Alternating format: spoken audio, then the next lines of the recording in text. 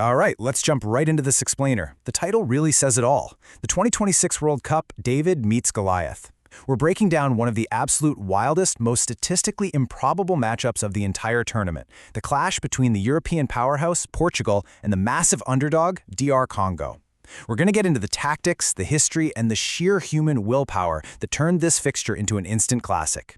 Seriously, it's a game that kind of forces us to rethink everything we know about footballing dominance.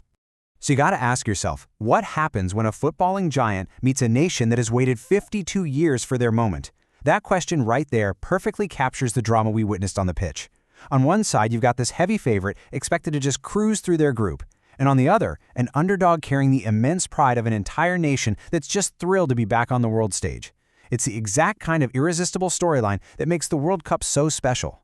And then we get this, a 1-1 draw. Just think about that for a second.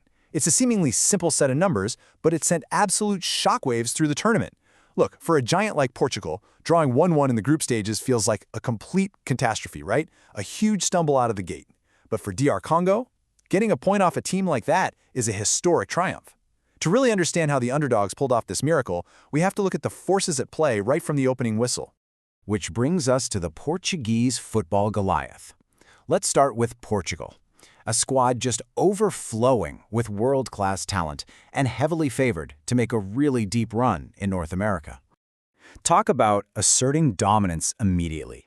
I mean, imagine stepping onto the pitch and the other team literally refuses to let you touch the ball. Portugal set a World Cup record by stringing together an unbelievable 84 completed passes in just the first 5 minutes and 32 seconds. It was suffocating. They were totally in control, and it culminated in a 6th-minute goal by João Neves. At that exact moment, a brutal blowout looked like a very, very real possibility. Moving on to Cristiano Ronaldo's global legacy. You really can't analyze this Portuguese squad without talking about their iconic leader. His journey from sweeping streets in his childhood neighborhood in Madeira to becoming an unparalleled global superstar is just legendary. 41 years and 132 days old. Let that sink in. That makes him the oldest outfield player to ever start a World Cup match. His longevity in this sport is entirely unprecedented. Just to put that into perspective for you, some of his younger teammates and his opponents on that very pitch weren't even born when he made his professional debut. Maintaining world-class physical condition into your 40s in a sport this fast-paced absolutely defies conventional logic. And the historical milestones just keep falling. By starting this match, he officially tied his eternal rival, Lionel Messi, by featuring in his 6th different World Cup edition. He also matched Paolo Maldini's legendary record of 23 tournament appearances. You don't hit numbers like that with just talent. It takes decades of relentless stamina, strict discipline, and basically a total refusal to age. But you know, his legacy reaches way beyond the boundaries of a football pitch. He uses his massive platform for some incredibly impactful philanthropy. We're talking €1.5 million donated to a Portuguese cancer center and an astounding £5 million for earthquake relief in Nepal. He's a Save the Children ambassador, supports Syrian refugees, and on top of that, he's an active blood and bone marrow donor. His influence truly transcends the stadium. All right, shifting gears to DR Congo's long-awaited return. Let's look at the other side of the pitch and see exactly what the ultimate underdog brought to this towering giant.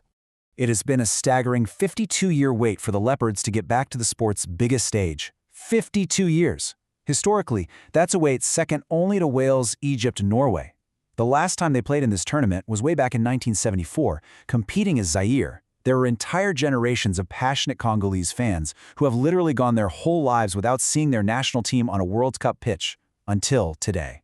And you could hear what it meant with chants of "Allez Leopards" echoing through the stadiums from fans like Offer Nikabanzi. For the Congolese diaspora around the world, this return is so profoundly emotional.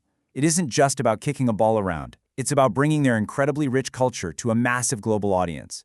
The pure joy of seeing their colors represented on this stage is hard to even overstate. This match highlights the vibrant joy of a country known as the birthplace of rumba. Now, rumba is this beautiful dance that blends traditional Congolese rhythms with slow, elegant movements and a really melodic guitar interplay. But what's so cool is how this cultural rhythm translates directly to the football pitch. It brings a unique style, a definite flair, and this joyful elegance to how the team moves and plays the game. And that deep cultural identity is completely intertwined with a powerful history of resilience. Take fufu, for instance. It's a staple dish of boiled and smashed cassava, but it's also a potent symbol of community endurance that survived the brutal era of colonization after arriving in the 16th century. That exact historical resilience, that ability to weather storms and stand strong together, is exactly the spirit the DR Congo team channeled to survive wave after wave of Portuguese attacks.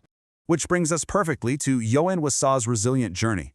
Really, no single player embodies that unyielding resilience better than the man who scored DR Congo's miraculous equalizer right in first-half stoppage time. I mean, Wissa's trajectory is quite literally out of a movie script. He started out in grassroots football in France, and his career was almost completely derailed in 2021 when he survived a horrific, unprovoked acid attack while playing for FC Lorient. But instead of letting that define him, he fought his way back. He moved to England, became Brentford's all-time top Premier League scorer with 45 goals, and then secured a £55 million record transfer to Newcastle United. His story proves that he just never gives up. Okay, let's dive into the stats behind the draw. We've talked about the human drama, but how did this 1-1 draw actually happen physically on the pitch? We need to look at the fascinating tactical clash between these two teams. So, what does 75% possession actually look like in a World Cup game? It looks like a total siege. Portugal completed a mind-numbing 490 passes in the first half alone. DR Congo had less than 25% possession. You have to understand how physically and mentally exhausting it is to spend an entire 45 minutes pinned back in your own half, just chasing shadows, while staying disciplined enough not to break. But here's the crazy part. Despite hoarding all that possession, Portugal totally lacked a cutting edge after their early goal. Look at this. After the 6th minute, Portugal's expected goals, or XG, which measures the actual quality of scoring chances, dropped to a staggering 0.07 for the rest of the half. That means despite always having the ball, they were creating practically zero real threatening chances against a fiercely organized Congolese defense. The data here is just brilliant, because it proves DR Congo didn't just get lucky. Think about it. Portugal had the ball 75% of the time, yet DR Congo outshot them 8-7. They even registered a higher expected goals metric of 0.82 compared to Portugal's 0.69. So despite defending for nearly 90 minutes, the underdogs were actually tactically superior when it mattered most. They carried the much greater attacking threat. It's literally a tactical David slaying a possession-heavy Goliath. So this leaves us with a really fascinating question. When possession clearly doesn't equal lethality, is the beautiful game decided by pure dominance, or is it won through passion and resilience? It's a thrilling thought to keep in mind as we watch the rest of the tournament unfold. DR Congo just proved that sheer willpower and tactical intelligence can neutralize even the biggest giants in the world. I can't wait to see what they do next. Thanks so much for joining me on this explainer, and definitely keep your eyes peeled for more World Cup magic.